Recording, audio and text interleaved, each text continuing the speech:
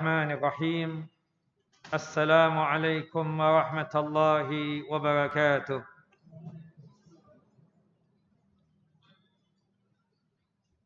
Alhamdulillah alladzi bi ni'matihi tatimmus shalihat wa usalli wa usallim ala nabiyil karim Muhammad bin Abdullah wa ala alihi wa sahbihi wa man tabi'u ila yaumiddin. Wa laqad qala Allah ta'ala fil Qur'anil 'azim, ya ayyuhalladzina amanu taqullaha haqqa tuqatih wa la tamutunna illa wa antum muslimun. Wa ba'd, wa bisahli sadri wa yassir li amri wahlul 'uqdatam min lisani yafqahu qawli. Allahumma anfa'na bima 'allamtana wa 'allimna ma yanfa'una wa zidna 'ilma.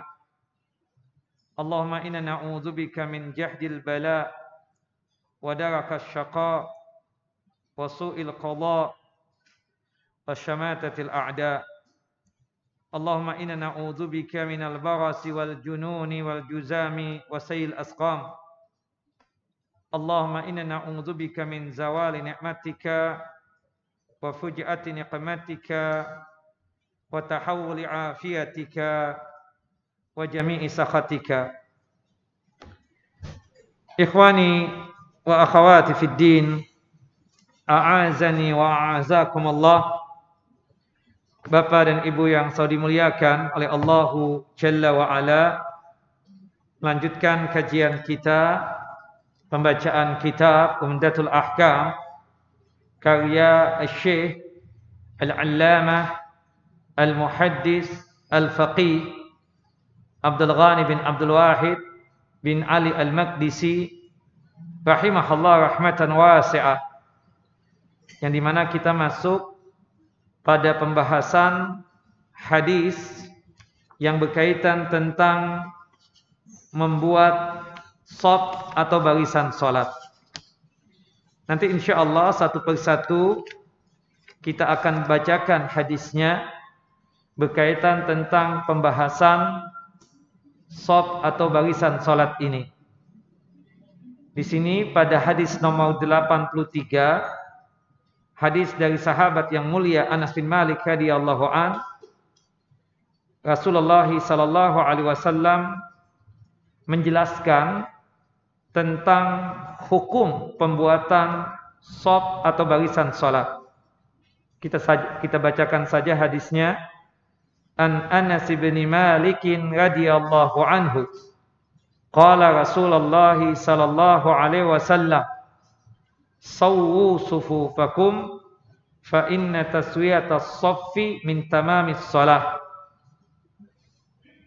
Kata Rasulullah sallallahu alaihi wasallam, atau sabda Nabi sallallahu alaihi wasallam, sawwu sufufakum, ij'aluha mustawiyatan. Tolong luruskan ya dan rapatkan barisan shaf kalian. Jadi sawwu itu artinya meluruskan, sekaligus juga kita katakan di situ maksud meluruskan tidak ada satu dengan yang lainnya, ya, betul-betul kondisi shaf itu lurus, enggak ada sebagiannya yang agak maju sedikit ataupun agak mundur sedikit. Makanya dikatakan di sini sawwu sufufakum, itu artinya ij'aluha mustawiyatan bihaitsu la yataqaddamu ba'dukum ala ba'din wa la yata'akhkharu anhu. Jadikanlah shaf barisan kalian tersebut lurus. Lurusnya itu ketika sebagian yang lain tidak berada di depan dari sebagian yang lain dan juga tidak mundur ke belakang untuk sebagian yang lain. Maksudnya shaf itu betul-betul lurus. Orang-orang yang berada di barisan shaf salat tersebut ya dalam kondisi betul-betul tegak lurus, tidak ada dari mereka tersebut yang agak maju atau agak mundur sedikit. semuanya seimbang, semuanya lurus, dan semuanya dalam satu garis, dalam artian di dalam garisan pembuatan shaf salat tersebut. Fa inna taswiyatas shaffi min tamamis salat. Karena dengan lurusnya shaf salat tersebut itu termasuk daripada kesempurnaan ibadah salat. Nah, di sini ya menggunakan shaf dengan ungkapan ifrad atau mufrad. Dalam konteks yang lain disebutkan dengan penggunaan jamak min fa inna taswiyatas sufuf, ya, sesungguhnya dengan pelurusan shaf-shaf salat itu termasuk dari kesempurnaan ibadah salat. Hadis ini sahih, dikeluarkan oleh Al-Imam Al-Bukhari di dalam kitab Sahih beliau pada nomor hadis 723, dan hadis ini dikeluarkan oleh Al-Imam Muslim pada nomor hadis 433. Kita akan kupas tuntas berkaitan tentang pembuatan shaf salat ini. Nah, tentu nanti dengan kondisi shaf kita renggang bagaimana Ustaz? Ini kan ada sebab. Ada yang namanya adwa, penyakit menular. Penyakit menularnya itu sekarang ini namanya corona atau COVID-19. Yang kita tidak tahu siapa di antara kita tersebut yang bawa itu penyakit. Di antara kita tersebut cuma menjalankan apa yang dikatakan oleh Nabi kita Muhammad SAW. La darara wa la dirar. Janganlah kita tersebut mencelakakan orang lain. Tentunya juga kita jangan sampai dicelakakan orang lain tersebut. Dan juga kita tahu onta yang sakit tidak boleh dikumpulkan dengan onta yang sehat. Nah, kita tahu menurut para ahli medis bahwasannya sebab penyebaran virus COVID-19 ini diantaranya dikarenakan sebab ya bersentuhan satu dengan yang lainnya. Maka oleh sebab itu kata para ulama, nanti kita jelaskan tentang hukum pembuatan shaf tersebut. Kondisi rapat itu aslinya hukumnya wajib.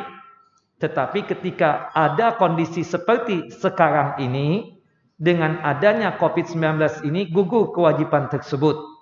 Artinya kita boleh untuk merenggangkan shaf salat untuk menghindari yang namanya penyakit menular yang bernama corona atau virus COVID-19 ini. Naam. Baik. Sama halnya seperti pakai masker juga. Asal mula hukumnya kita katakan makruh. Kita salat pakai masker karena menutup wajah kita. Ya, makruh. Makruh itu lebih bagus ditinggalkan. Ya. Meskipun dikerjakan tidak mengapa. Itu makruh. Tapi itu kalau kondisi aman. Tidak ada yang namanya wabah seperti sekarang ini. Ya, tapi kondisi wabah sekarang ini untuk menjaga kesehatan kita dan untuk menghindarkan diri kita tersebut mencelakakan orang lain, maka masing-masing kita tersebut selain jaga jarak juga pakai masker. Karena khawatirnya penularan itu kita katakan dari aroma yang keluar dari mulut kita tersebut, yang jangan-jangan membawa bakteri dan virus. Betapa banyaknya orang yang mengaku terkena itu virus atau COVID-19 ini disebabkan mereka tersebut apa? Tidak memakai masker. Ya, kita katakan semua minallah, tetapi kita wajib untuk ikhtiar, kudu untuk berusaha, kita katakan seperti itu. Wallahu a'lam. Nah, kita bahas saja hadis ini berkaitan dengan hukumnya. Babus sufu, bab yang menjelaskan tentang barisan shaf salat. Yang dimaksudkan di sini as-sufufu fis salatil jamaah. Barisan salat yang ada pada salat berjamaah. Karena salat sendirian tidak dikatakan sebagai shaf atau barisan salat. Ya, ini berkaitan erat dengan salat berjamaah. As-sufuf jam'u shaffin. Ya. Sufuf itu jamak daripada shaf. Shaf itu mufrad. Jamaknya sufuf, ya, artinya banyak shaf salat. Was-shaffu wuquful isnaini fa aksar. mutahaziyaini mu'tadilain. Mu'tadilain. Ya, mu'tadilin. Mutahaziyina mu'tadilin. Ya, berdirinya dua orang atau lebih yang posisinya itu bersampingan dan dalam kondisi yang lurus. Hadu bainal manakib wal aqdam. Maksudnya luruskan pundak dengan pundak, kemudian mata kaki dengan mata kaki, kan seperti itu. Itu yang disebut dengan meluruskan. Karena tolak ukur kita dalam meluruskan shaf salat tersebut, pundak dengan pundak, mata kaki dengan mata kaki. Nanti kita akan bacakan hadisnya berkaitan dengan masalah itu. Nah, karena takdirnya Allah Jalla wa Ala menciptakan kaki kita ini berbeda-beda. Ada yang lebar, ada yang agak besar, ada yang kita katakan kecil mungil. Maka untuk merapatkan dan meluruskan shaf salat tersebut, itu tolak ukurnya adalah ya mata kaki dengan mata kaki, pundak dengan pundak, seperti itu. Was-shaffu fil lughah, ya, shaf secara lugatan, secara bahasa artinya asyatrul mustawi min kulli syai'in ma'ruf. Garis yang lurus dari segala sesuatu yang kita ketahui, yang kita kenal, seperti itu. Nah, itu yang dikatakan oleh Ar-Raghib ya di dalam kitabnya. Wallahu a'lam bissawab. Nah, adapun shaf secara bimaknahu al-istilahi la yakhud an maknahu al-lughawi. Bahwasannya shaf yang kita bahas di sini secara istilah syariatnya itu tidak keluar dari makna secara bahasa tadi. Ya, karena ketika kita membuat shaf salat dalam kondisi apa? Lurus, ya, tegak, lurus, seperti itu. Kemudian ya, sawu sufufakum, luruskanlah barisan salat kalian. Maksudnya jadikanlah barisan salat kalian tersebut tegak lurus. Kapan dianggap tegak lurus tersebut? Ketika orang yang berada di shaf tersebut satu dengan yang lainnya dalam kondisi yang lurus, tidak ada yang maju sedikit ke depan, tidak ada yang mundur sedikit ke belakang, tidak. Artinya semuanya sama dalam satu garis barisan shaf salat tersebut. Fa inna taswiyatas shaffi, ya, sesungguhnya pelurusan shaf tersebut di sini menggunakan ya ifrad atau mufrad, ya. Dalam hadis yang dikeluarkan oleh Al-Imam Al-Bukhari itu menggunakan kata jamak, fa inna taswiyatas sufuf, ya. Dua-duanya berarti sama, ya. Sesungguhnya pelurusan shaf salat tersebut min tamamis shalah, termasuk kesempurnaan dari ibadah salat. Maksudnya di sini mimma yatimmu as-shalah bil kamal wal hasan li'annahu yukammilu wahdatal musallina wa yaj'aluhum fi hay'atin hasanatin. Dengan kita meluruskan salat tersebut membuat sempurna ibadah salat kita dengan kesempurnaan dan kebagusannya. Sesungguhnya dengan meluruskan shaf salat tersebut tidak lain mensempurnakan persatuan orang-orang yang salat dan menjadikan mereka yang berada di barisan shaf salat tersebut dalam keadaan yang bagus lagi baik. Wa lafdzul Bukhari, dalam lafaz Bukhari disebutkan min iqamatis salat.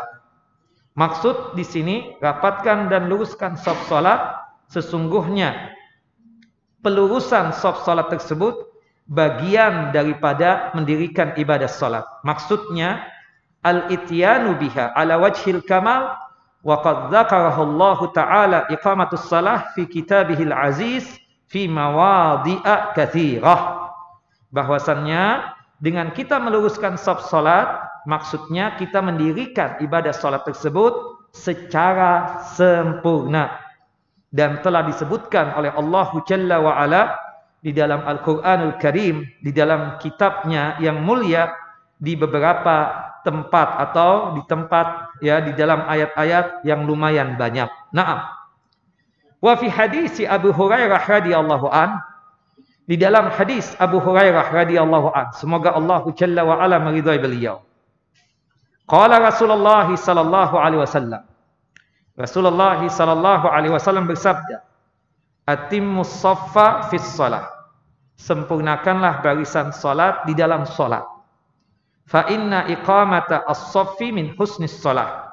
Sesungguhnya menegakkan shaf salat, artinya bikin lurus, itu termasuk bagian dari kebaikan salat atau kesempurnaan daripada ibadah salat tersebut.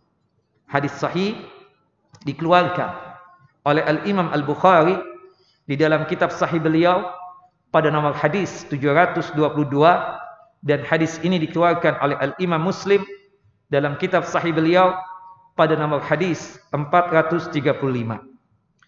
Dari hadis ini, Bapak dan Ibu yang dimuliakan oleh Allah Jalla wa Ala, ilmu yang bisa kita dapatkan adalah sebagai berikut. Yang pertama, al-amru bitaswiyati as-sufufi fi salatil jamaah. Dalam hadis ini ada perintah atas kita semua atau untuk kita semua agar kita yang salat berjamaah ini meluruskan shaf salat ketika melaksanakan salat berjamaah tersebut. Kemudian para ulama berdebat, apa hukumnya merapatkan dan meluruskan shaf salat tersebut. Wa jumhur min ahlil ilm anna taswiyatas sufufi mustahabbatun. Mayoritas ulama dari kalangan ulama dan fuqaha menyebutkan bahwasannya meluruskan shaf salat hukumnya sunnah. Merapatkan dan meluruskan shaf salat hukumnya apa? Sunnah. Walaysat biwajibah, bukan wajib. Bal nukila ghairu wahidin al-ijma' ala dzalik. Bahkan dinukil, tidak hanya sekedar satu ulama yang menukil ini, bahwasannya meluruskan dan merapatkan shaf salat hukumnya tersebut sunnah, itu adalah ijma. Ijma itu artinya konsensusnya para ulama, kesepakatannya para ulama. Kenapa? Mereka berdasarkan hadis dari Abu Hurairah radhiyallahu an, hadis yang dikeluarkan oleh Al-Imam Al-Bukhari dan Muslim, hadis yang kita bacakan tadi. Atimmus shaffa fis shalah. Sempurnakanlah shaf di dalam salat. Fa inna iqamatus shaffi min husnis shalah. Sesungguhnya menegakkan shaf salat, dibikin lurus, itu termasuk daripada kesempurnaan ibadah salat. Nah, komentarnya mayoritas ulama dengan hadis ini, walau kana fardhan lam yaj'alhu min husnis shalah. Kalau sekiranya hukum merapatkan dan meluruskan shaf salat itu hukumnya wajib, maka tidaklah hal itu dijadikan dari ujung pembuatan shaf salat tersebut termasuk kesempurnaan salat. Termasuk kebaikan salat atau kesempurnaan salat. Kalau sekiranya hukum merapatkan dan meluruskan shaf salat itu hukumnya wajib, maka tidak termasuk bagian bahwasannya itu cuma sekedar kesempurnaannya saja. Li'anna husna syai'i ziyadatun ala tamamihi. Karena bagusnya sesuatu adalah tambahan dari kesempurnaan sesuatu tersebut. Salat bagus. Untuk membuat salat itu tambah bagus lagi, tambah sempurna lagi, bagaimana? Dengan kita membuat barisan salat secara sempurna, yaitu tegak lurus. Nah, di sini menunjukkan kata mayoritas ulama, berhubung merapatkan shaf salat atau berhubung meluruskan shaf salat tersebut cuma sekedar kesempurnaan daripada ibadah salat, di sini menunjukkan bahwasannya hukumnya tidak wajib tapi sebatas sunnah saja. Nah, kenapa? Karena salatnya sudah sempurna. Salatnya apa? Sudah sempurna. Adapun nanti kita tambah dengan pelurusan shaf salat atau perapatan shaf salat, ziyadatu husnin. Ini tambah pahala saja, tambah kebaikan dalam masalah ibadah sholat yang kita laksanakan tadi. Ini menurut siapa? Mayoritas ulama. Qalu. Nah, ada yang berkata seperti ini. Ya, dari mayoritas ulama tersebut. Wa ma jaa minal amri bitaswiyatus sufuq wal wa'idu ya ala tarki dzalika huwa min babit taghlid wa tasydid tahridan wa ta'kidan ala taswiyatus sufuq wa ta'diliha. Tayyib. Mayoritas ulama kemudian mengatakan, kita tanya, gimana dengan ancaman-ancaman di dalam hadis Nabi SAW bagi mereka yang tidak mau merapatkan dan meluruskan saf salat? Bagaimana komentar kalian, wahai mayoritas ulama? Kata mereka, yang dalil yang menjelaskan tentang ancaman bagi orang yang tidak mau meluruskan saf salat tersebut, itu cuma sekedar penekanan dan sekaligus juga untuk menguatkan. Karena tidak lain, ini cuma sekedar motivasi, dorongan, dan penguatan agar kita itu mau merapatkan dan meluruskan saf salat. Jadi adanya ancaman itu, kata mayoritas ulama, itu cuma sekedar apa? Penekanan. Dan juga penguatan. Agar kita tersebut apa? Terdorong untuk mau merapatkan saf salat. Itu sebagai motivasi deh, semangat, spirit buat kita untuk merapatkan dan meluruskan saf salat. Nah, ini pendapat mayoritas apa? Ulama. Hukum merapatkan dan meluruskan saf salat menurut mayoritas ulama apa? Sunnah. Wa dhahabal imamu al-Bukhari wa Ibnu Hazm ila anna taswiyatas saffi wajibatun.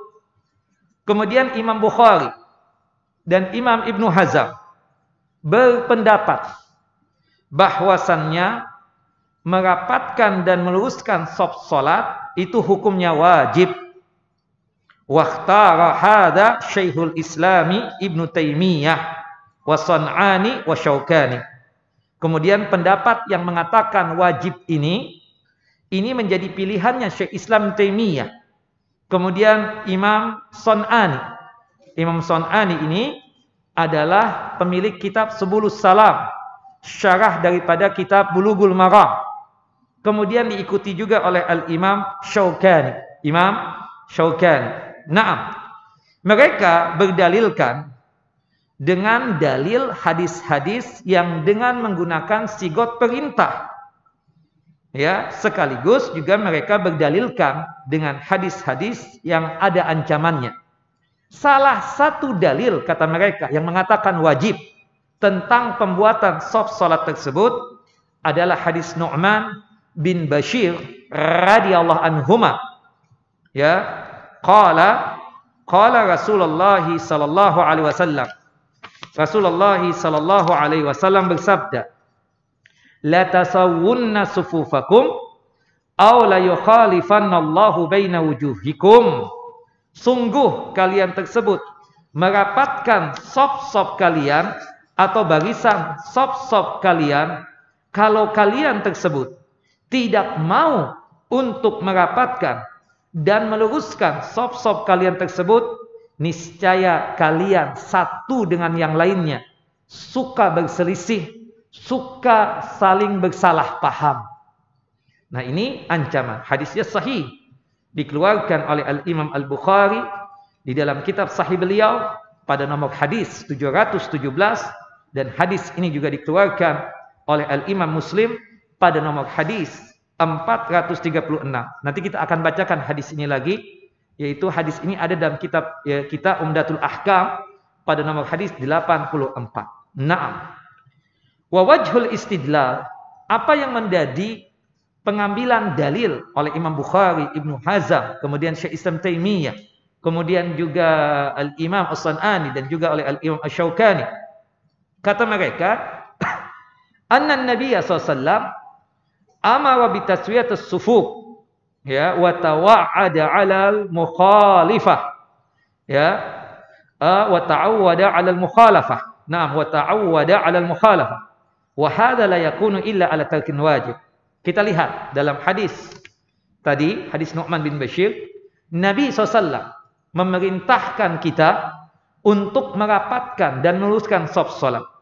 Kemudian di ujungnya Rasulullah menegaskan, kalau kalian tidak mau merapatkan shaf salat, maka niscaya kalian satu dengan yang lainnya suka berselisih dan suka suka saling menyalahkan dan saling salah paham.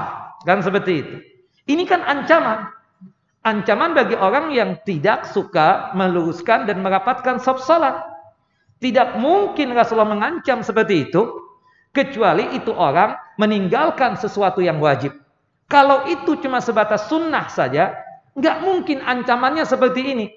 Ya, akibat kita tersebut tidak mau untuk meluruskan shaf salat, ujung-ujungnya mengakibatkan kita saling bertengkar, berkelahi, berantem, saling berselisih. Nggak mungkin Rasulullah mengatakan ini, kecuali ini hukumnya apa? Merapatkan dan meluruskan shaf salat tersebut hukumnya apa? Wajib. Wallahu a'lam.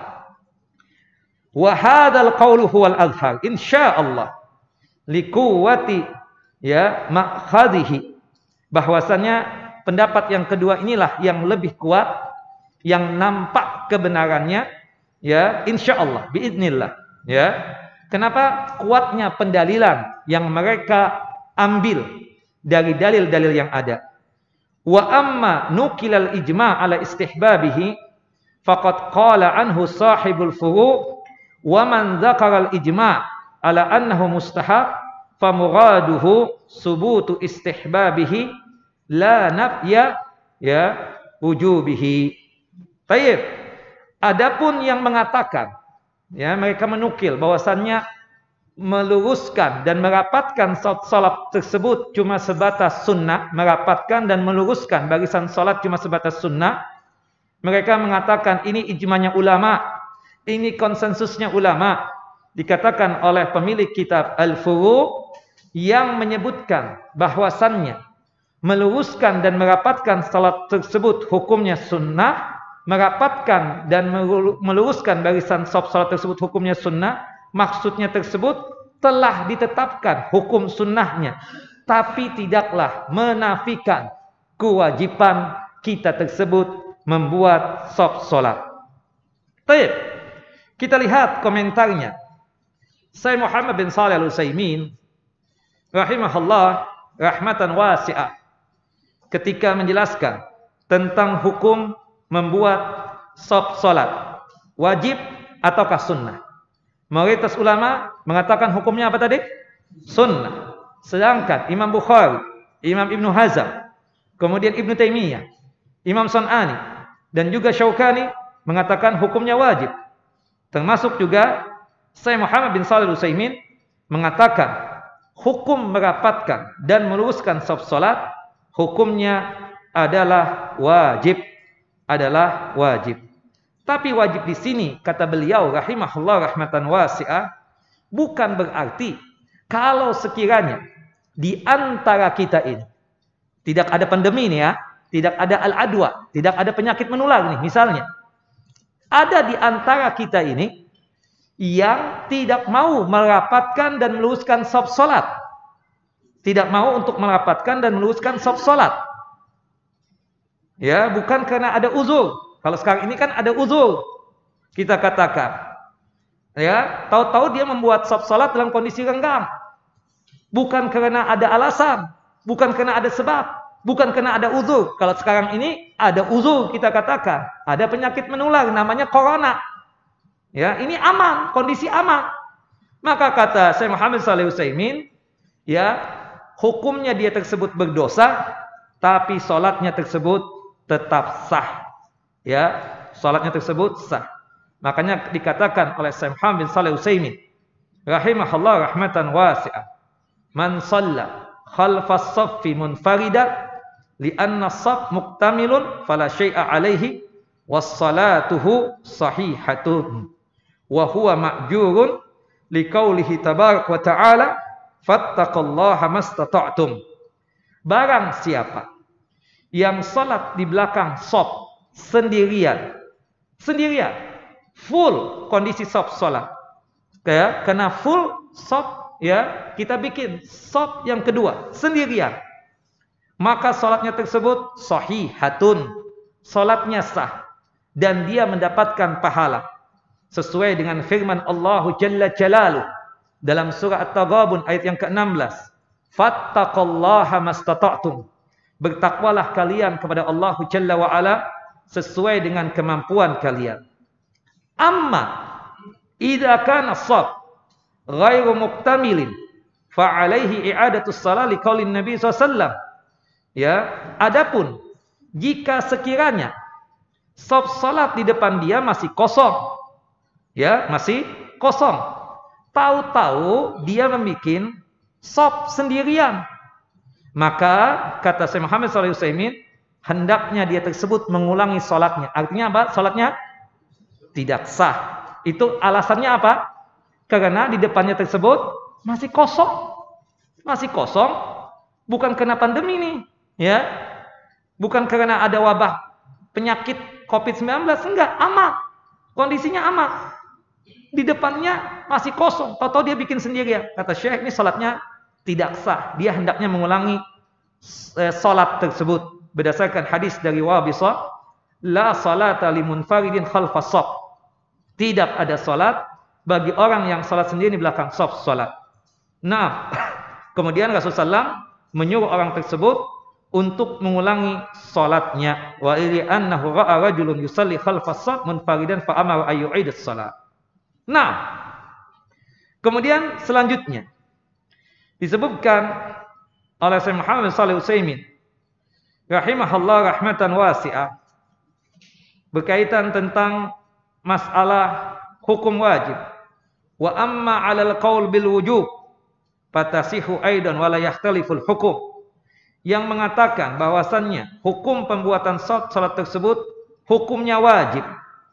Tapi wajib di sini kalau sekiranya ada seseorang yang melakukan ibadah salat berjamaah dia tersebut salatnya, tapi dia tersebut tidak mau untuk merapatkan dan meluruskan shaf salat tersebut, maka kata Syekh Muhammad bin Shalih Utsaimin rahimahullah rahmatan wasi'ah, salatnya tersebut sah. Salatnya tersebut sah, tetapi dia tersebut berdosa dikarenakan dia tersebut tidak mau untuk merapatkan dan meluruskan shaf salat tersebut. Nah, dikatakan oleh beliau rahimahullah rahmatan wasi'ah berkaitan tentang masalah itu. Wallahu a'lam bissawab. Nah, ini ya pendapat yang rajih, berarti pendapat yang kedua sekali lagi bahwasannya ya merapatkan dan meluruskan salat tersebut hukumnya wajib jika kondisi aman, jika kondisinya apa? Aman, tidak ada yang namanya penyakit menular atau tidak ada yang namanya uzur kita katakan. Tapi jika sekiranya ada uzur, kita katakan maka gugur kewajiban tersebut seperti adanya wabah corona tersebut. Nah, jika tidak ada uzur, dia tersebut tidak mau untuk merapatkan dan meluruskan shaf salat, maka dia tersebut ya berdosa meskipun salatnya tersebut tetap sah. Seperti itu yang dikatakan oleh Syekh Muhammad bin Shalih Utsaimin rahimahullah rahmatan wasi'ah. Kata beliau, walihada kana al-qaulu rajih fi hadhihi al-mas'alah.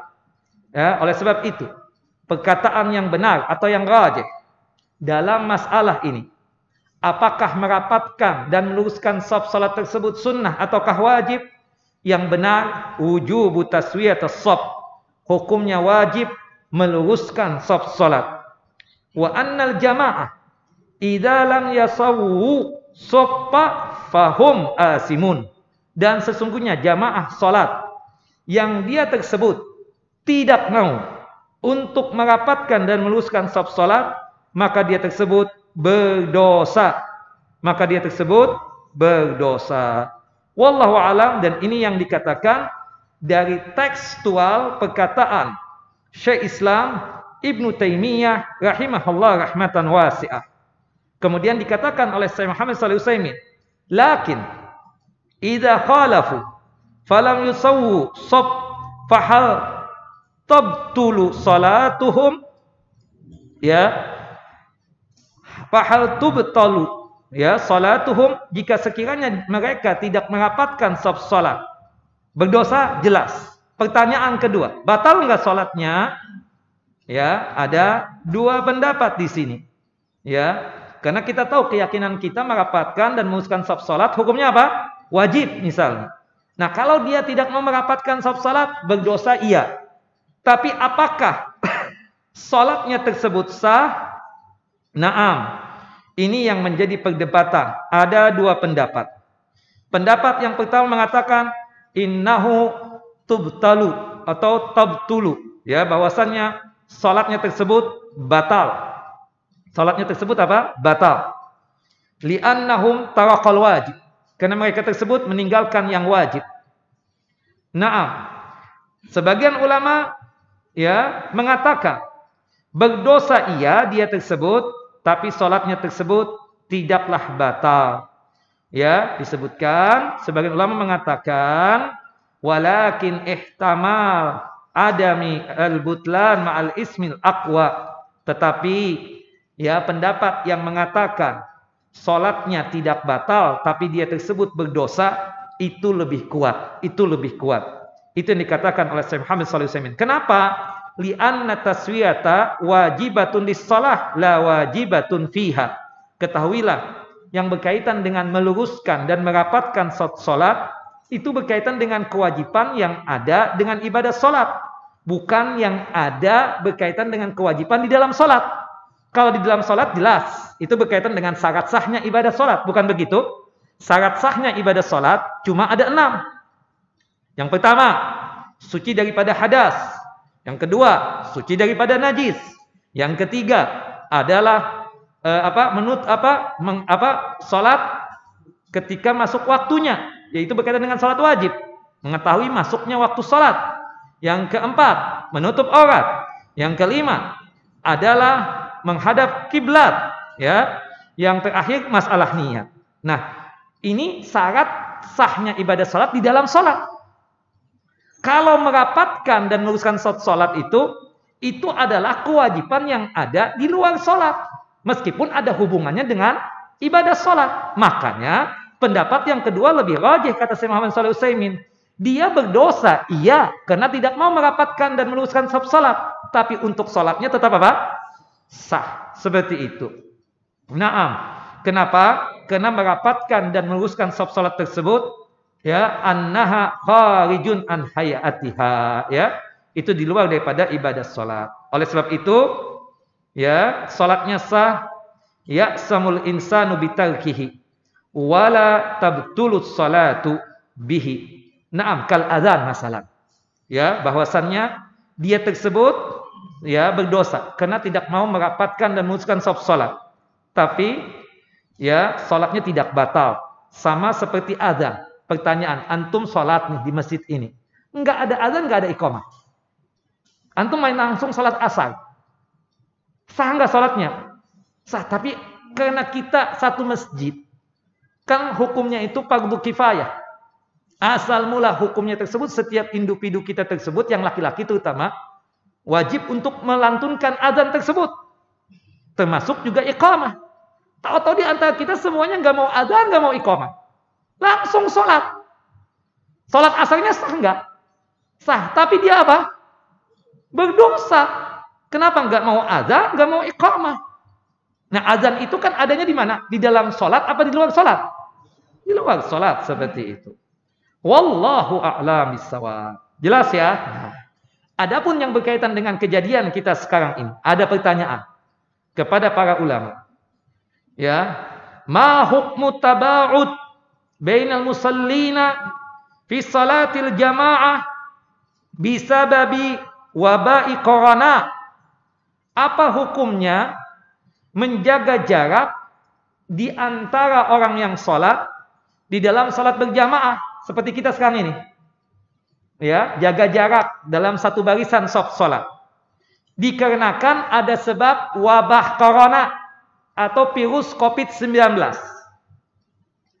Kemudian dijawab al-jawab alladhi yadhhar jawazu salatil jamaah fil masajidi ma'a wujubi masafati bainal musallina fi saffi khaufan min intisharil adwa wal waba, ya, wa annahu afdal min iglaqil masajid fatarkut tarassi huna li udhrin.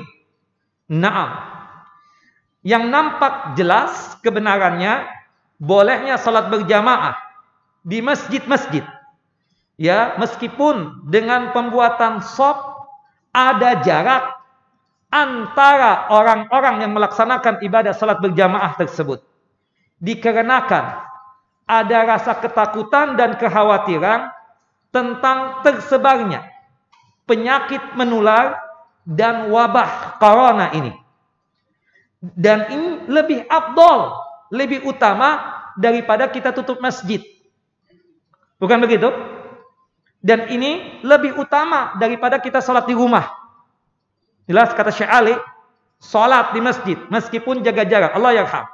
Semoga Allah memberikan rahmat kepada Syekh Ali Al-Halabi. Rahimahullah rahmatan wasi'ah. Nah, sholat di masjid meskipun jaga jarak. Karena ada uzur. Ada uzur. Kita meninggalkan merapatkan shaf sholat karena ada uzur. Adanya wabah yang bernama corona atau virus yang bernama COVID-19 ini.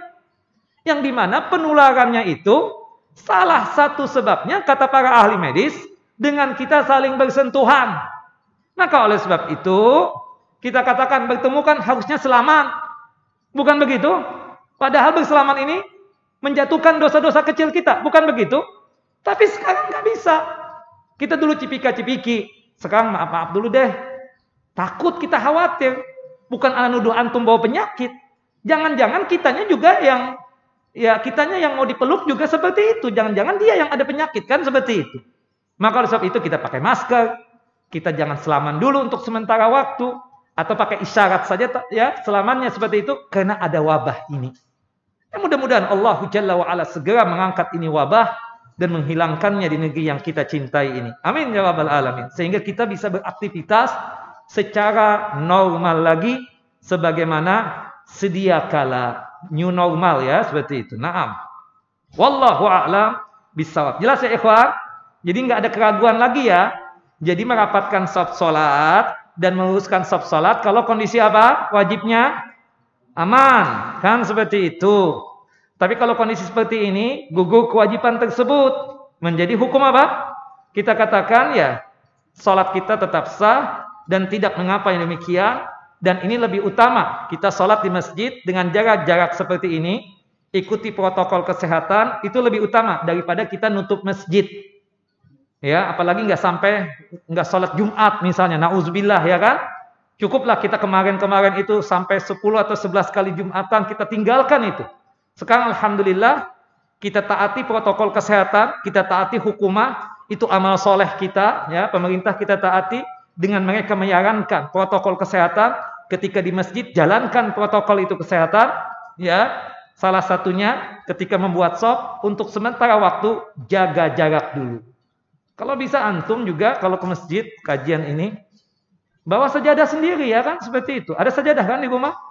Kalau nggak ada minta sama panitia. Nah, wallahu a'lamu bissawab. Taib, sudah 1 jam ini capek juga ya pakai masker ngomong. Silakan, ada pertanyaan? Kita buka sesi pertanyaan ya. Minum dulu ya. Oh, bukan deh. Ini kopi.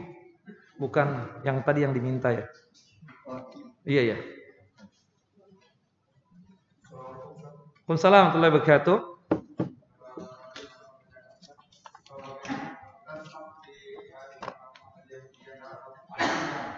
Kenapa Pak? Maaf. Oh, 2 tiang. Kemudian terputus shaf kita. Apa hukumnya? Makruh. Ya, hukumnya apa? Makruh berdasarkan hadis dari Muawiyah bin Qurrah radhiyallahu anhu. Nah, hukumnya apa? Makruh. Wallahu a'lam bissawab. Nah, seperti itu. Ya.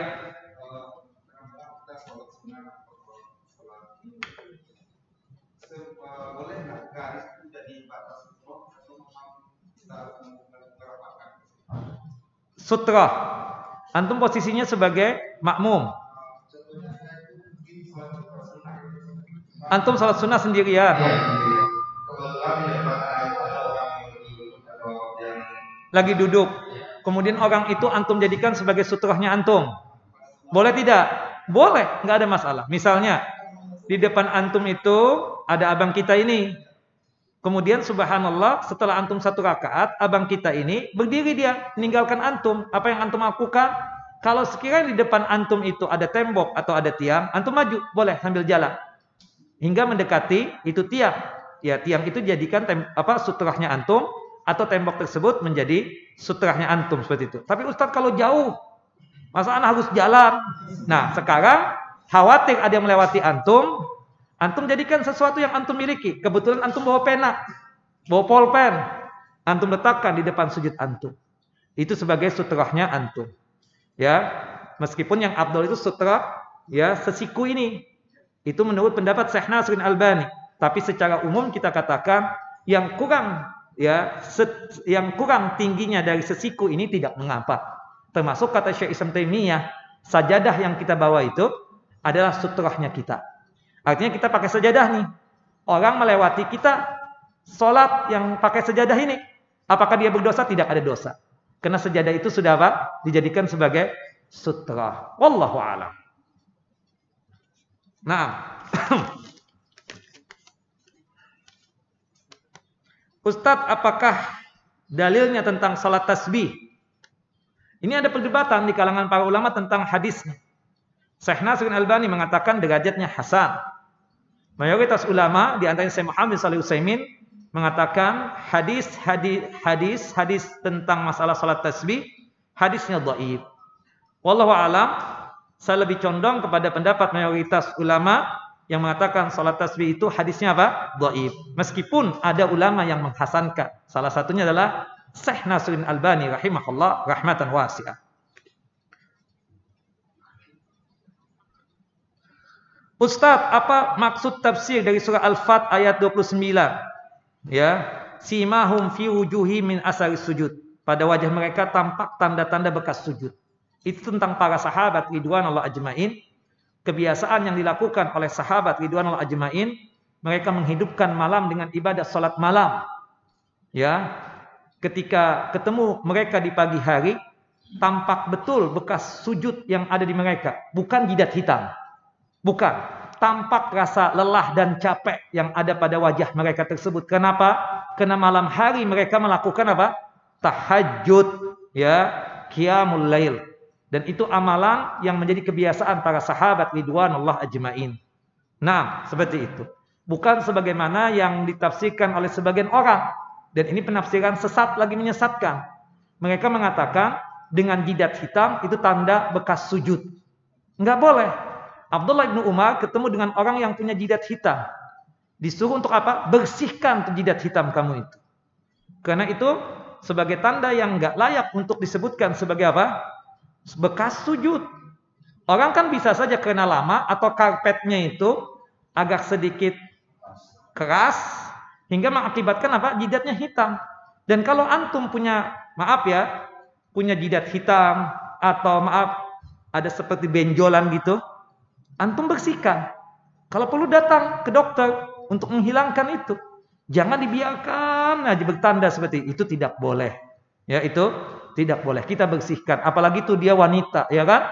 Kesian wanita, bersihkan wahai ibu-ibu, wahai akhwat.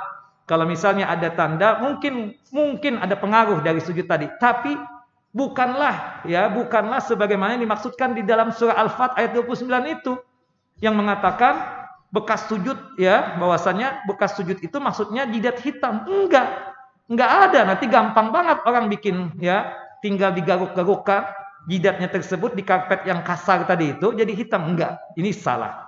Ini kan pujiannya Allah Jalla wa'ala kepada para sahabat ridwanullah ajmain. Mereka itu sahabat Nabi. Yang mereka itu keras dengan orang-orang kafir. Tegas dengan orang kafir.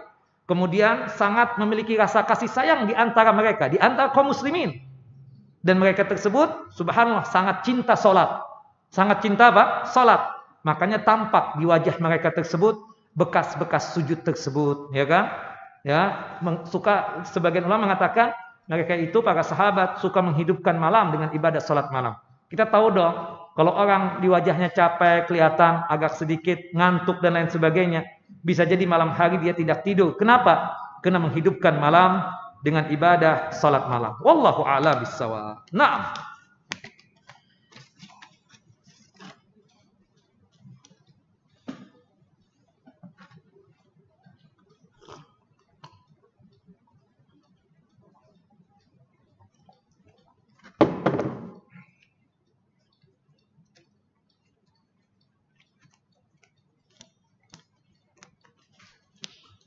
Baik, pertanyaan selanjutnya.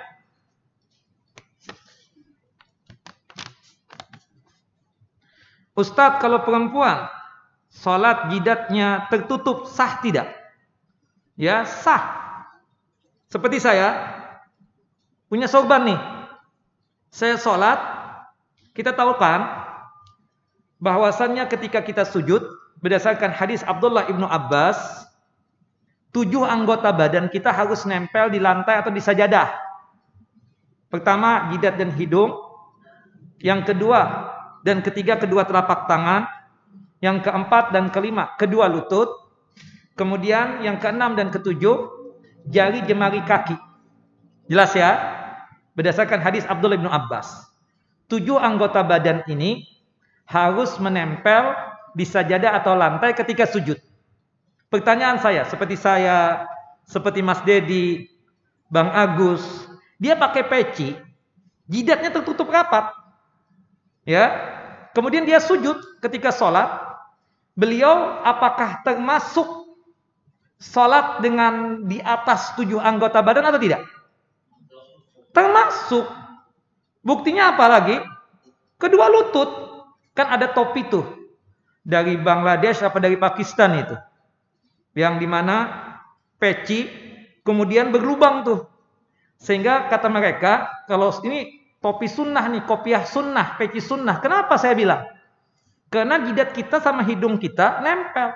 Beda dengan peci antum, kata dia. Seperti itu. Peci antum ini nggak sempurna nih. Jidat ini nggak nempel di mana? Di lantai atau sajadah. Kita balikkan. Gimana? Ada nggak celana yang sunnah? Yang dimana dilubangin itu. Kan nggak ada itu. Kan seperti itu. Kita katakan lutut antum itu tertutup oleh celana antum. Itu pun juga dianggap ketika antum sujud, 7 anggota badan antum itu menempel di lantai dan sajadah. Jadi jangan ya. Atau rambut kita. Berhubung rambut kita panjang kan kadang. Sebagai laki-laki ya. Sehingga kadang rambut itu terkena di jidat. Seperti itu. Ada sebagian orang kan setiap sujud rapiin rambut. Kenapa nggak pakai sholat pakai peci aja kan seperti itu. Nah ini kita katakan nggak apa-apa. Nah kalau wanita seluruh tubuh tertutup kecuali wajah dan kedua telapak tangan. Nah kebetulan jilbabnya itu wanita menutup tuh bagian jidat. Kemudian dia sujud dan menempellah itu jilbab. Sahkah sholatnya? Sah. Dan itu dianggap 7 anggota badan juga menempel atau dianggap menempel di sajadah atau di lantai tadi berdasarkan hadis dari sahabat Abdullah bin Abbas radhiyallahu anhuma. Wallahu a'lam. Jelas ya ibu-ibu?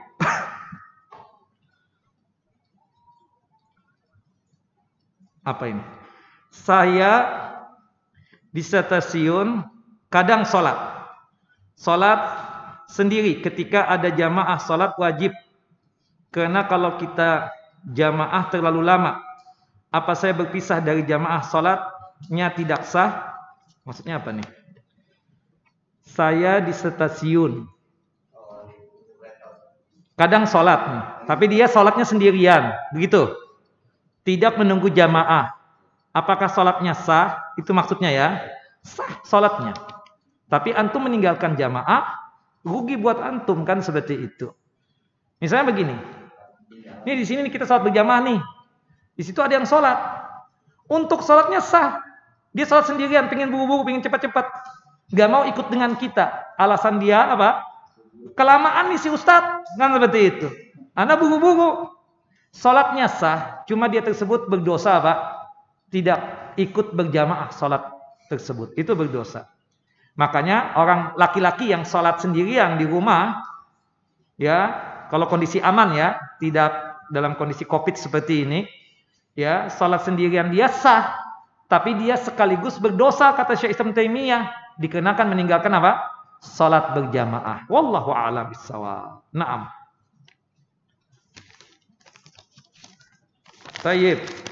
Kemudian selanjutnya. Ustadz sekarang lagi model sejadah yang terbuat dari busa dan ukurannya tebal. Ada yang tebalnya 3 cm dan ada juga 5 cm. Aku sudah punya tebalnya yang 3 cm. Sekarang ada rencana mau beli yang ketebalannya 5 cm. Oke, nggak apa-apa lah, urusan Anda itu. Ya, urusan antum mau beli yang 10 cm juga silahkan aja. Maksud ana Ustadz menanyakan ini, dia bagus nih, dia nanya. Sebelum aku membeli nih dan memakainya, aku mau tanya, boleh nggak yang seperti itu hukumnya? Boleh nggak? Boleh, nggak ada masalah. Antum kalau perlu sumbang buat masjid ini untuk imam dan untuk makmum sebelum Ramadan ini kan seperti itu. Ya, artinya boleh, nggak apa-apa.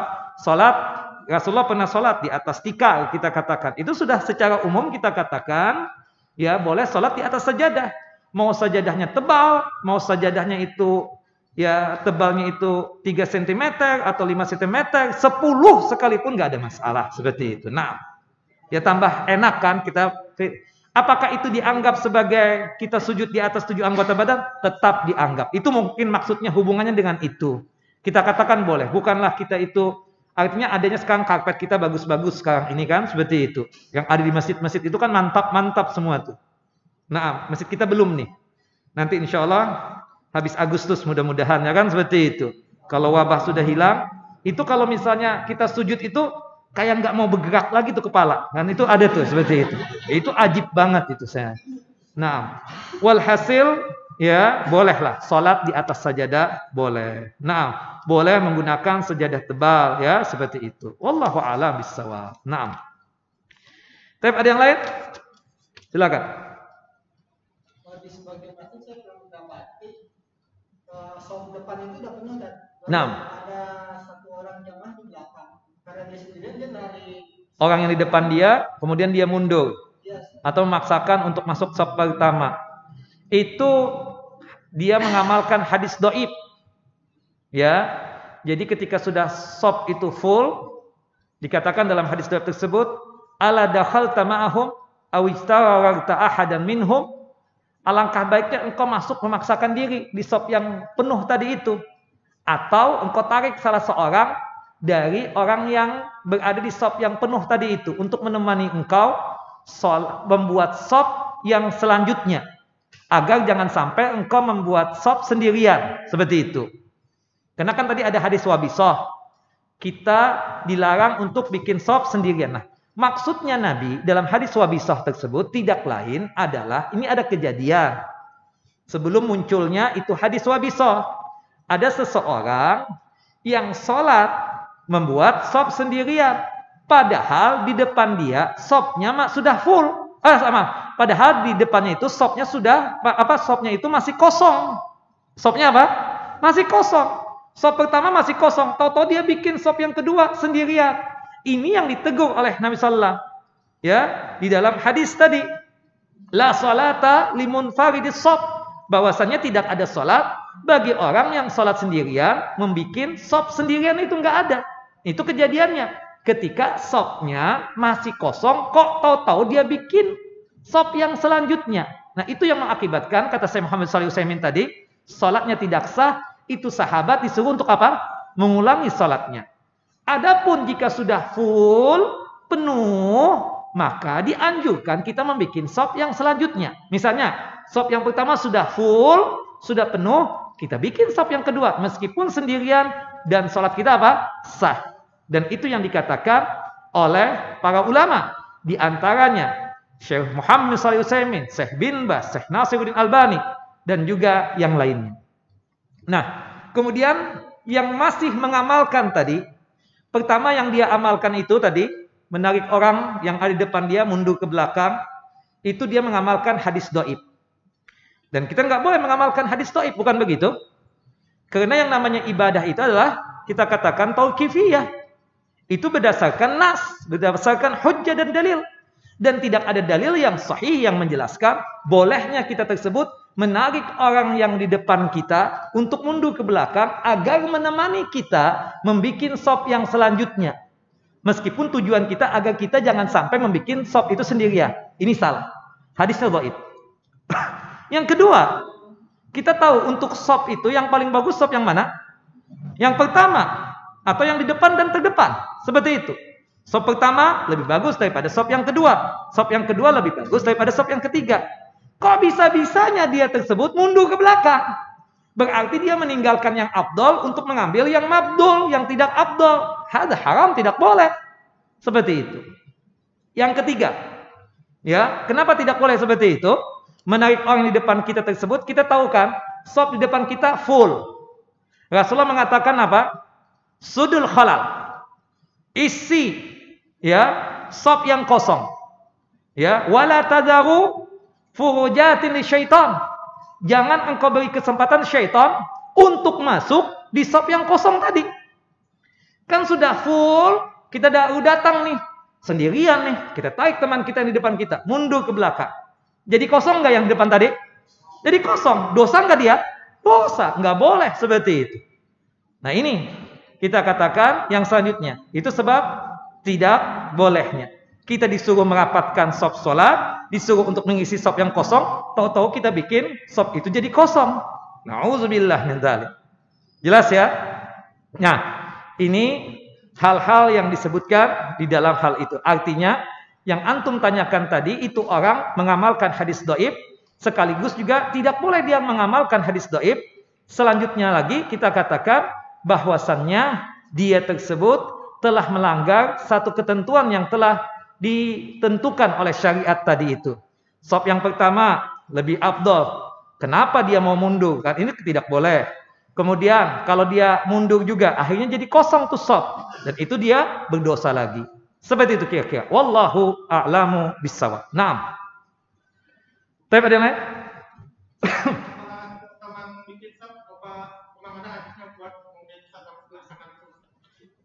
Yang benar ketika pembuatan sop tersebut di belakang imam percis atau satu jajaran sejajar dengan imam. Makanya kata Rasulullah wasatil imam. Kita ketika membuat sop salat tersebut memulainya sejajar dengan imam. Imam di sini kan? Jadi antum masuk di beberapa orang bikin di tengah dulu, bukan dari kanan. Bukan dari kanan. Nah, ketika sudah full semuanya, mana yang afdal? Mereka yang di kanan. Seperti itu. Tapi kalau pembuatan sop dari kanan, hadisnya dhaif. Kita membuat sop salat tersebut percis sejajar dengan apa? Dengan imam. Makanya kata Rasul, wasatil imam. Mulailah membuat sop salat tersebut sejajar dengan apa? Dengan imam, di tengah-tengah itu. Kanan, kiri, kanan, kiri, kanan, kiri. Sampai full, baru kita bikin lagi. Tengah-tengah dulu. Kanan, kiri, sampai full seperti itu. Wallahu a'lam. Nah. Iya. Udah terlanjur ada sebelah kanan, kita datang. Iya. Tengah. Yang salah dia, bukan antum. Iya. Kita nggak boleh ikut yang salah. Kita ikut yang benar. Iya, seperti itu. Jadi antum yang ikut yang sejajar dengan imam itu. Kanan, kiri, kanan, kiri. Biar yang dari kanan misalnya. Nggak boleh kita ikut ya dari kanan tuh. Kita masuk ke sini. Enggak, kita bikin yang di sini. Nggak boleh, kesian imam. Ya kan seperti itu. Nah. Bapak. Waalaikumsalam warahmatullahi wabarakatuh.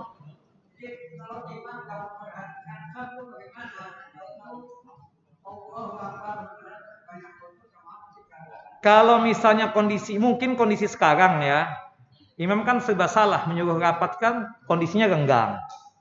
Tapi kalau kondisi aman, tidak ada pandemi, tidak ada wabah, ya, tidak ada COVID lagi, kita rapat lagi nih. Nah itu imam hendaknya memerintahkan kepada makmumnya untuk merapatkan dan meluruskan shaf salat. Makanya Rasul mengatakan apa tadi? Sawwu sufufakum fa inna taswiyatas sufuf min tamamis shalah. Ya, dia harus memperhatikan jamaah atau makmumnya yang sedang membuat shaf salat tersebut. Makanya Rasul mengatakan al-ka'ab bil ka'ab wal mankib bil mankib. Mata kaki dengan mata kaki, pundak dengan pundak. Ini sebagai wujud perhatiannya imam kepada makmum seperti itu. Nah, insya Allah nanti kalau kondisi aman, hendaknya imam memperhatikan. Kalau sekarang kan kita cuma melihat doang. Gimana sejajar? Yang penting sejajar ya dulu. Renggang, nggak ada masalah, jaga jarak. Seperti itu. Kita mengingat, Pak, tolong Pak, sejajar, luruskan. Jadi betul-betul sejajar. Meskipun sekarang kan nggak rapat, karena kondisi ada COVID seperti ini. Seperti itu saja perintahnya kita. Intinya imam itu memperhatikan makmumnya, wabil khususnya berkaitan dengan pembuatan shaf salat. Wallahu a'lam bishawab. Naam. Ada yang lain? Ya.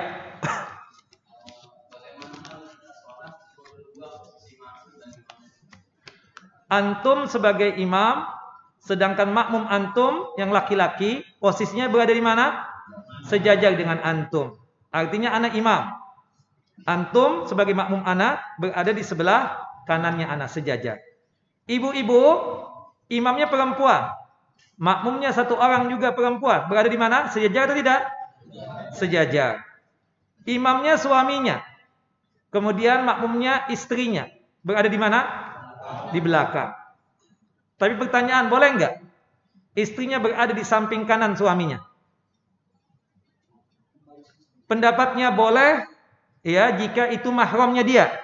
Istri kan mahram, anak perempuannya mahram. Maka tidak mengapa, kata Syekh Shalih Al Fauzan. Cuma yang afdal, posisi shafnya perempuan itu berada di belakang laki-laki. Jadi kalau misalnya suami istri, ya, hendaknya istrinya berada persis di belakang suaminya tadi itu. Wallahu a'lam. Meskipun boleh. Tapi kalau perempuan, ya, kita katakan imamnya bukan mahramnya. Perempuan itu bukan mahramnya misalnya seperti itu. Enggak boleh sejajar seperti ini. Jelas ya? Ada pendapat dari Syekh Shalih Al Fauzan mengatakan ketika ditanya, Ustadz atau Syekh, ada seorang suami menjadi imam, istrinya berada di samping kanannya. Apakah sah salatnya? Sah, kata Syekh. Boleh yang demikian. Tapi yang afdalnya, kata Syekh, si istri tersebut berada di belakang imam yang suaminya tadi itu. Seperti itu. Wallahu a'lam. Tapi kalau perempuan yang lain, nggak boleh begitu ya. Jelas ya? Tidak boleh seperti itu. Nah.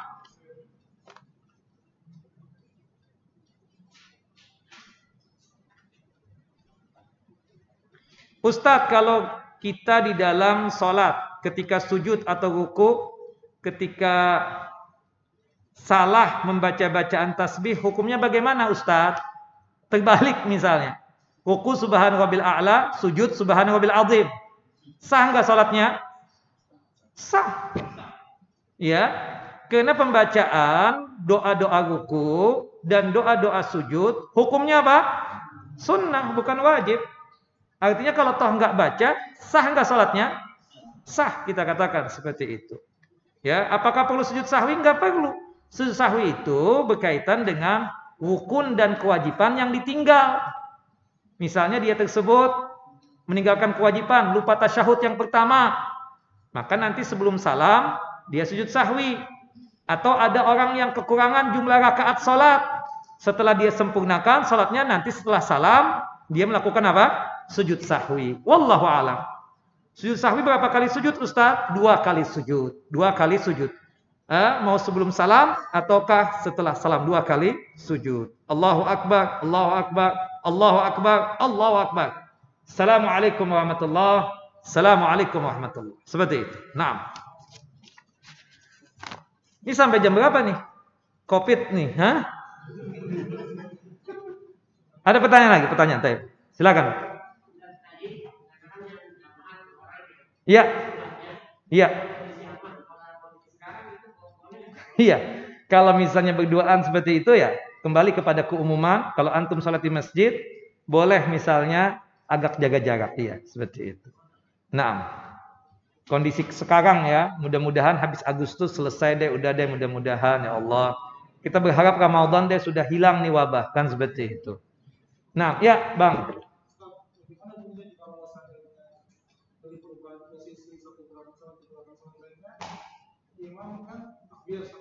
Takbir intikal, ya.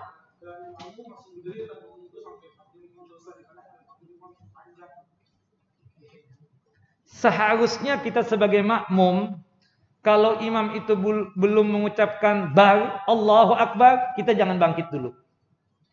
Nah, dan di sini untuk imam juga siokianya perbuatan dulu baru ucapan. Kenapa? Tiga-tiganya boleh bersamaan, ucapan dan perbuatan boleh. Allahu Akbar sama berbarengan dengan perbuatan, atau ucapan dulu baru perbuatan, Allahu Akbar baru dia bergerak misalnya, boleh juga. Tapi kalau untuk imam yang terakhir yang afdal, bergerak dulu, berbuat dulu, baru dia mengucapkan takbirnya tersebut. Supaya apa? Untuk menjaga agar jangan sampai makmum mendahului dia, seperti itu. Wallahu a'lam bishawab. Nah, Taib, ya Bang.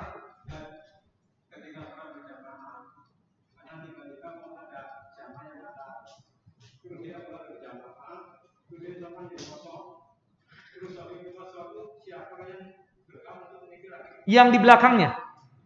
Di belakangnya. Kalau nggak ada di belakangnya, yang di sampingnya itu menggeser. Seperti itu. Yang mendekati imam. Jadi misalnya imam di sini, yang kosong di sini.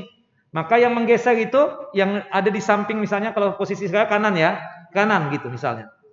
Atau misalnya yang dekat dengan imam itu yang kiri. Yang kiri yang menggeser. Seperti itu. Nah, kalau sekiranya di belakangnya tidak ada orang. Tapi kalau ada di belakangnya ada orang, ketika dia batal, maka orang yang di belakangnya itulah yang berhak untuk mengisi itu. Wallahu a'lam.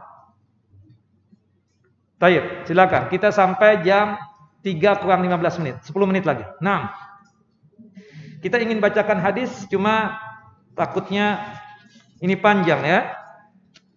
Kita jangan lama-lama kalau kajian masih COVID begini ya. 3 jam. Cukup 2 jam aja deh ya. Nah. Tep, silakan. Mau tanya apa berkaitan dengan masalah sholat atau yang lainnya? Ya.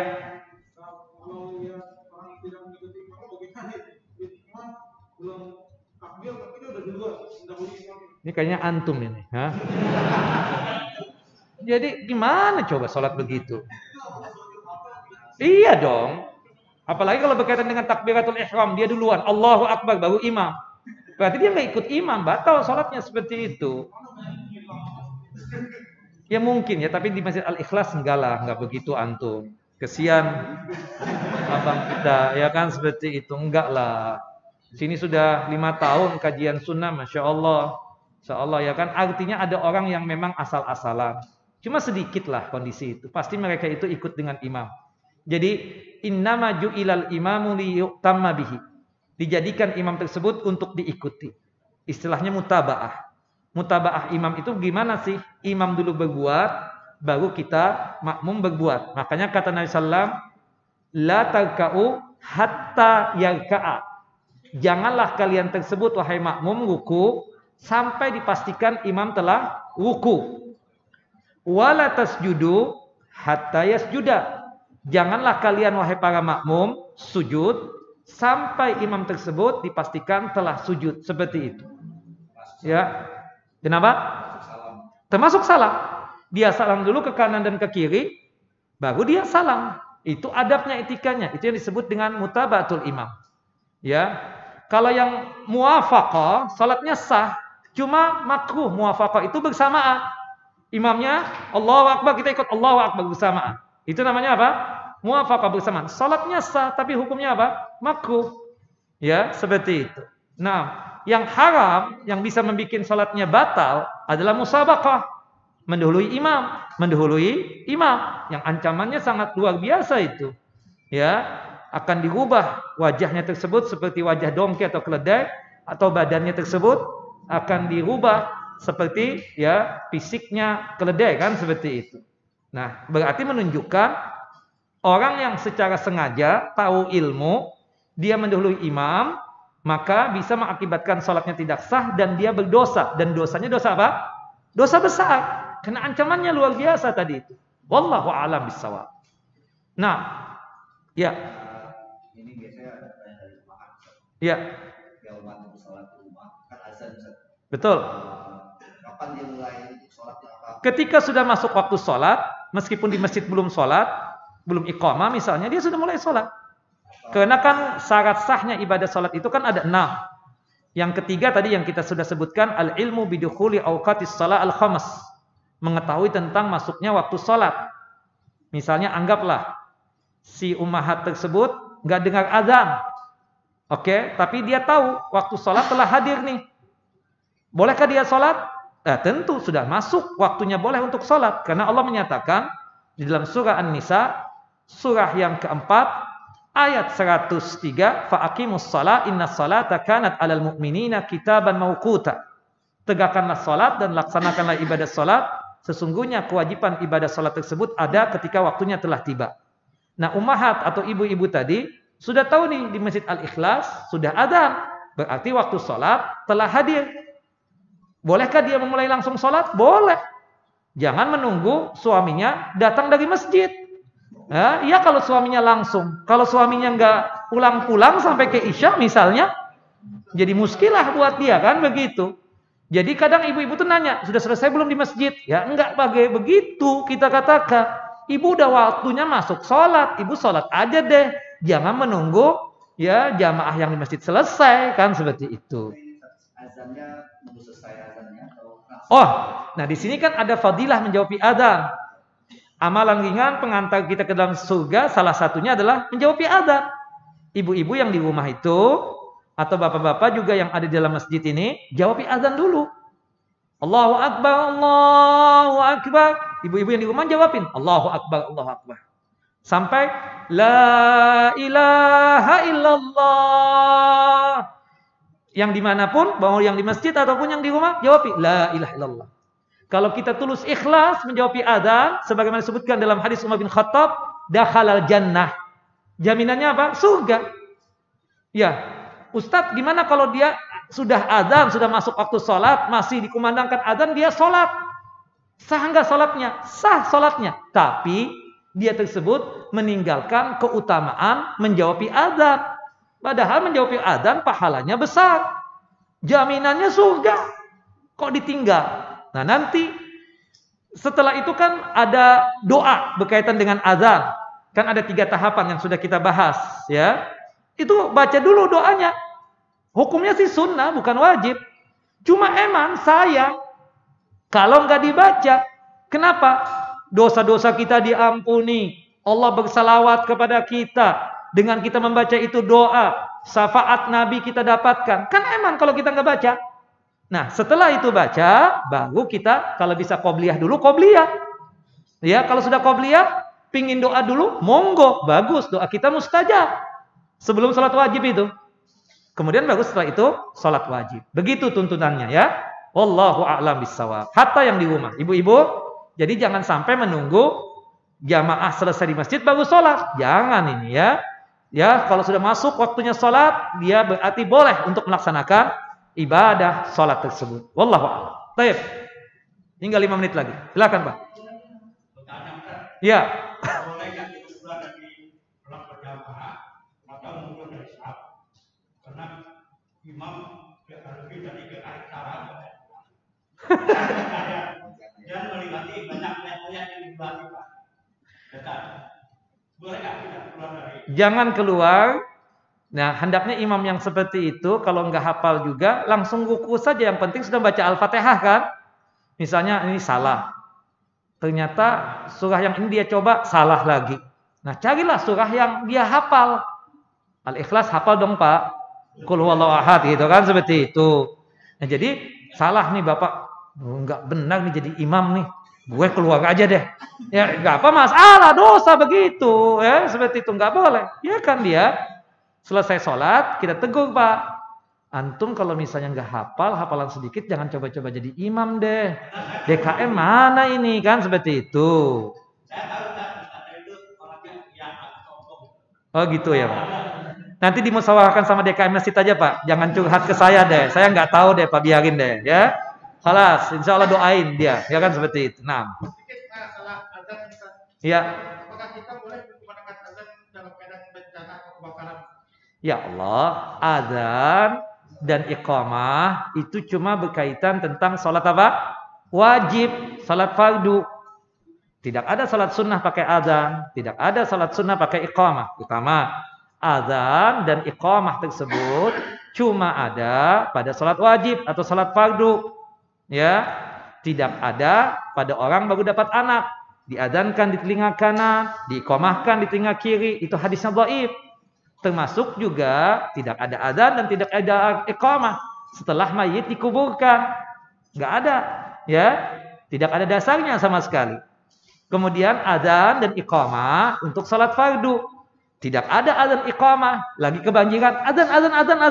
Yang ada antum ambil air, ya, siram tuh kebakaran, bukan adzan Allahu Akbar. Ya, kalau zaman dulu kan keyakinannya ini kalau azan bisa hilang nih kebakarannya, kagak. Ya kan seperti itu. Salah tempat antum. Azan dan iqamah itu untuk salat wajib saja, bukan untuk kebakaran. Kebanjiran, azan. Enggak ada begitu. Ya. Jadi azan dan iqamah cuma sebatas salat wajib saja. Jelas ya? Termasuk juga ada bencana apapun, enggak ada azan, enggak ada iqamah. Jelas ya? Apalagi yang orang-orang yang sifatnya nggak paham sama sekali sedang melakukan apa misalnya, adzan dulu. Misalnya ada apa kalau anak-anak muda itu kalau berantem tuh namanya apa? Tawuran. Adzan dulu sebelum tawuran. Nah, kan ini lebih lucu lagi. Supaya menang. Nggak ada begitu. Ya, adzan dan iqamah khusus untuk salat apa? Salat fardu saja. Makanya bulan depan datang lagi antum. Jangan sekali-sekali doang munculnya kan seperti itu. Nah. Baik, satu lagi. Ya Pak. Pak Haji, silakan. Iya.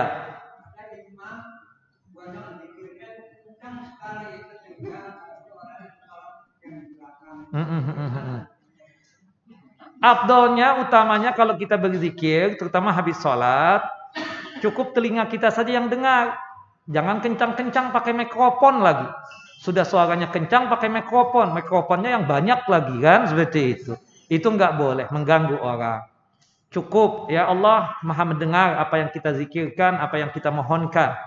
Cukup apa? Telinga kita saja yang mendengar. Tidak boleh berzikir itu kencang-kencang, apalagi teriak-teriak. Tidak boleh seperti itu. Apalagi kita tahu ada yang sholat, tahu-tahu kita kencang banget zikirnya. Tidak boleh yang demikian. Wallah. Ya, kita nggak berani menjas ya. Yang jelas dia salah secara syariat, menyelisihi Nabi kita Muhammad Sallallahu Alaihi Wasallam. Ya, bahwasannya zikir yang diajarkan oleh Nabi bersuaranya itu cukup kita yang tahu dan telinga kita ini nih yang mendengar, bukan untuk memperdengarkan kepada orang lain. Seperti itu. Apalagi yang sampai ambil mikrofon. Untuk apa antum? Untuk zikir. Supaya orang mendengar semuanya. Enggak boleh begitu. Kalau kita berzikir apalagi habis sholat, cukup kita saja yang dengar. Seperti itu. Wallahu a'lam bissawab. Ini kira yang bisa disampaikan pada kesempatan kali ini. Salah dan khilafnya mohon dimaafkan. Wa sallallahu nabiyana Muhammad wa ala ali Muhammad. Kama sallaita ala Ibrahim wa ala ali Ibrahim innaka Hamidum Majid. Allahumma barik ala Muhammad wa ala ali Muhammad kama barakta ala Ibrahim wa ala ali Ibrahim innaka Hamidum Majid. Subhanakallahumma wa bihamdika asyhadu an la ilaha illa anta astaghfiruka wa atubu ilaik. Wassalamu alaikum warahmatullahi wabarakatuh.